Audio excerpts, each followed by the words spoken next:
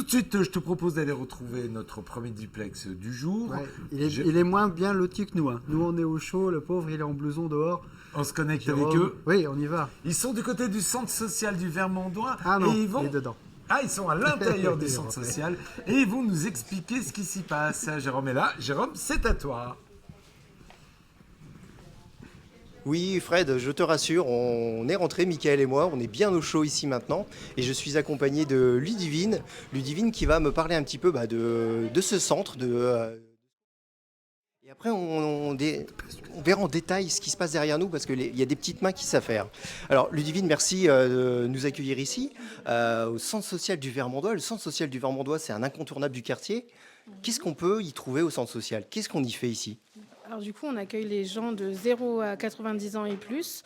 Alors on a aussi bien des activités pour les enfants, pour les ados, que pour les seniors, que pour les adultes.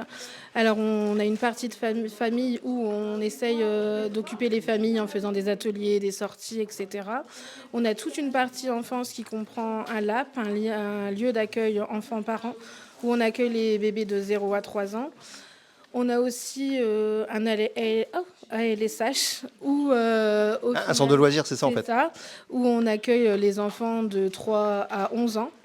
Il y a aussi une partie ados qui viennent jusqu'à 17 ans. Il y a un foyer ado, etc. On a toute une partie où on s'occupe des seniors, où il y a des ateliers informatiques, des ateliers cuisine, des ateliers conviviaux comme là aujourd'hui. Après, on a tout aussi un panel de sport, de remise à niveau informatique. C'est très très varié en fait. Oui. Au final, on a plein d'activités. Chacun peut s'y retrouver. Et ça, toute l'année, tous les jours, comment ça fonctionne? Il y a des horaires? Alors, le centre est ouvert de 9h à 18h30 le soir. Il y a des activités sportives qui sont le jeudi soir, qui est le STEP avec Nicolas, une semaine sur 2. Il y a aussi le classe enfants, où on accueille les enfants après l'école, après 16h30, où on les emmène ici, on fait les devoirs. Oui, c'est pour le soutien scolaire, c'est ça? C'est ça, donc du coup, le soutien scolaire du CP au CM2. Il y a aussi le soutien scolaire aux collégiens qui se fait à l'école Anoto par les animateurs ados. Il y a aussi le classe sport, donc c'est tous les vendredis soirs. Donc après leur soutien scolaire, ils viennent et ils font 1 heure de sport avec l'animateur sport. En fait, on ne s'ennuie jamais quand on vient ici. Non, il y a toujours des activités. En fait, le centre vit toujours par rapport aux activités. En fait, il y a toujours une activité chaque jour. Et si on veut se renseigner, il suffit de pousser la porte, de passer un petit coup de fil, et on a tout de suite les renseignements qu'il nous faut, et on peut s'inscrire. C'est ça. Alors du coup, il faut être adhérent. Alors la cotisation se fait suivant la composition familiale. Et une fois que vous avez la carte adhérent, vous pouvez avoir accès à toutes les activités du centre, toutes les sorties, toutes les activités qui se passent. Alors toutes les activités comme celle qui ont lieu, comme celle qui a lieu en ce moment là juste derrière nous. Donc là c'est un atelier créatif, c'est ça? C'est ça. Et ça c'est plus Sophia qui va m'en parler. C'est ça, Alors, exactement. Donc je vous propose d'aller retrouver Sophia. Donc Sophia, bonjour Sophia. Bonjour. Donc c'est vous qui gérez ces petites mains habiles ici sur cet Alors atelier? oui, enfin on est tout le temps deux, donc c'est différentes personnes. Il y a moi, Ludivine et d'autres collègues qui le font. Alors en fait, 2 fois par mois, on fait des ateliers créatifs, donc selon leur choix. Oui, j'allais dire le choix c'est quoi là en ce moment? Alors là, c'est un semenier. Un semenier Oui. pour organiser sa semaine. Voilà, c'est exactement ça. J'ai tout compris.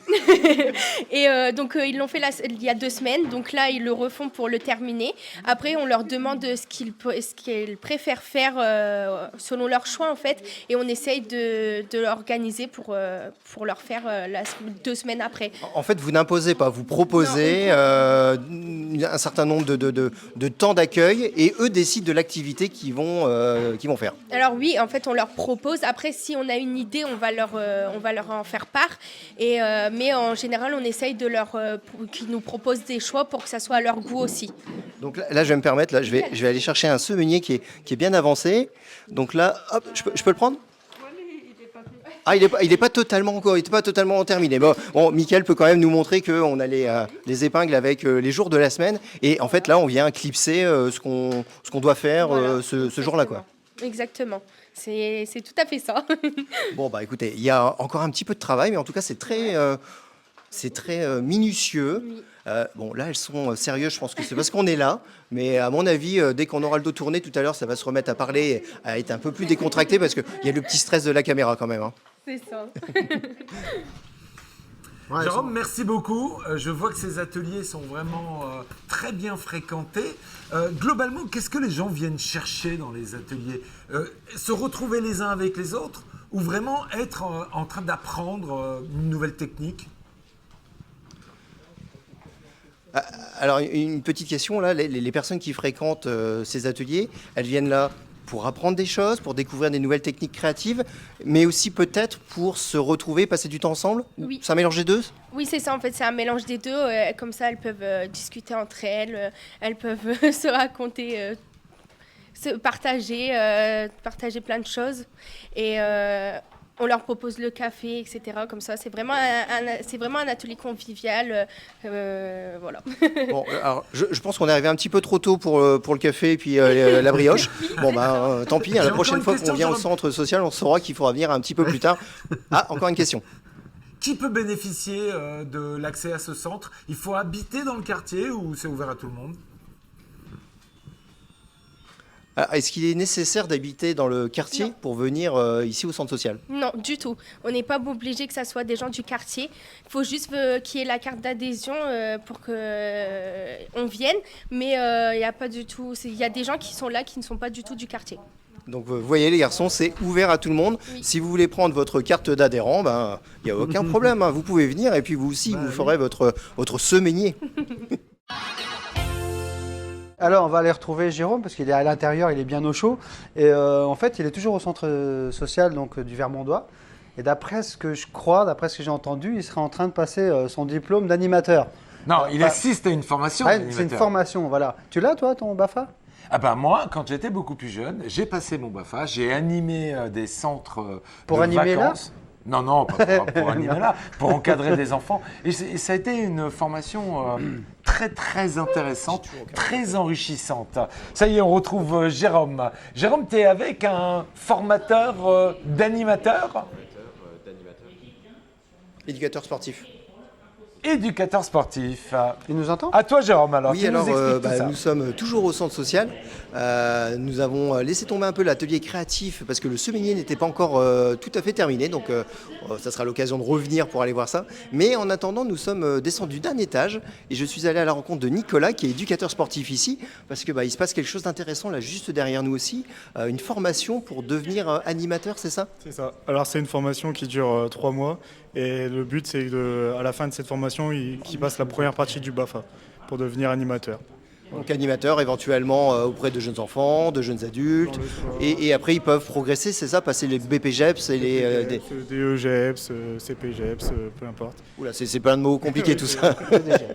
Et vous, personnellement, vous avez suivi un parcours un peu similaire. C'est peut-être pas cette formation-là exactement, mais c'est en commençant comme ça que vous êtes arrivé là à ce poste? Alors moi je suis issu d'un BPGEPS, donc j'ai pas passé le BAFA, j'ai directement passé le BPGEPS APT. Voilà. Donc le BAFA, en fait, c'est une première étape. C'est ça, c'est une première étape. Alors là, concrètement, là derrière nous, ils sont en train de faire quoi? On dirait que c'est un jeu. Ouais, ils sont en train de faire un grand jeu qui allie le sport, enfin plein de choses. Et le but c'est de découvrir un grand jeu, leur faire découvrir un grand jeu en fait. Et donc prendre part à l'activité pour pouvoir ensuite être mieux à même de faire l'animation. C'est ça, et leur donner des idées aussi également par la suite. Bon, alors je pense qu'on va se rapprocher un petit peu, Mickaël, s'il peut nous montrer un petit peu le jeu en lui-même. Donc c'est Among Us. Alors je vous avoue que moi je ne connais pas particulièrement ce jeu, pardon. Il y a différentes tâches, différentes quêtes. C'est bien ça, chacun a des rôles, chacun a une partie importante à prendre part dans le jeu, c'est ça? Oui, c'est ça. Alors concrètement, alors, je vais aller voir en face, parce que je sais que ici, on m'a dit qu'ils étaient plus bavards. Il paraît que vous êtes plus bavards, c'est ça? Oui, c'est ça. Bon, bah, alors c'est parfait. Alors expliquez-moi en quelques mots la formation ici, concrètement, depuis quand elle a commencé, qu'est-ce que vous faites et à quoi vous vous destinez à l'issue de cette formation? On va dire la formation a commencé en novembre, qui dure 4 mois. Tous les jours? Non, pas tous les jours, c'est 3 jours par semaine. Et le but, c'est, on va dire, apprendre à comment dire, À gérer des groupes, à mettre en place des... gérer plusieurs publics et à la fin de la formation, on va passer de la première partie du BAFA qui est prise en compte par le centre.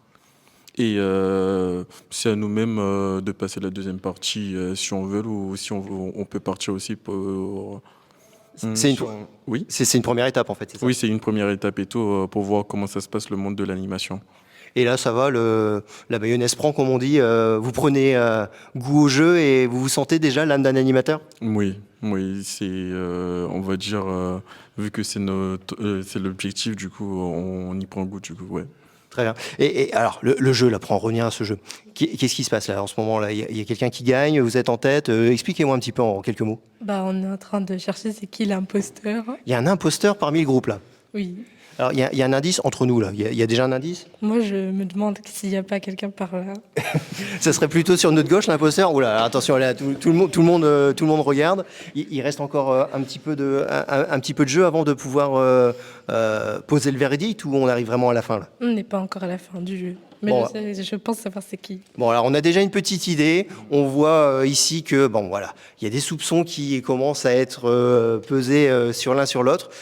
On n'en dit pas plus pour le moment. On va les laisser continuer leur petit travail parce que, bon, même s'ils s'amusent, c'est un travail.